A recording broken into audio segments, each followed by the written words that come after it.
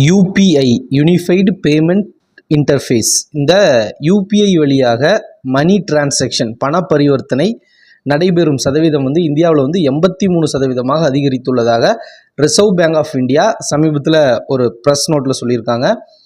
இது என்னன்னு பார்க்கும்போது இந்தியாவில் பண பரிவர்த்தனை மணி டிரான்சாக்ஷன் பல்வேறு வகையில் நடைபெறுகிறது. பேங்க் டு பேங்க் இந்த மாதிரி நிறைய வகையில் நடைபெறுகிறது. இதில் இந்த டிஜிட்டல் பேமெண்ட் இந்த டிஜிட்டல் முறையில் டிரான்சாக்ஷன் செய்வது மிக முக்கியமானதாக இருக்குது. இது பல்வேறு டிஜிட்டல் பேமெண்ட் மெத்தட் இருக்குது.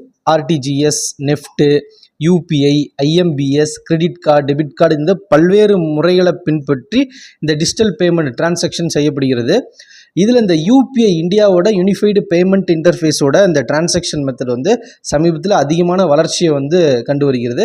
ஸோ இந்தியாவில் இந்த பணம் செலுத்தும் டிஜிட்டல் முறையில் மணி டிரான்சாக்ஷன் செய்வதில் யூபிஐயோட பங்கு 2019 34% இருந்தது.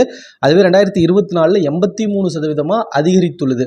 அதே நேரத்தில் மற்ற டிஜிட்டல் பேமெண்ட் மெத்தடான IMPS, credit card, debit card, NEFT, RTGS இதோட யூசேஜ் பயன்பாட்டு விகிதம் 66% 17% குறைந்துள்ளது. அது மட்டும் இல்லாமல் 2018 இந்த யூபிஐ வழியாக பார்த்திங்கன்னா 375 கோடி டிரான்சாக்ஷன் நடந்தது. அதன் வழியாக 5,86,000 கோடி பணம் பரிவர்த்தனை செய்யப்பட்டது.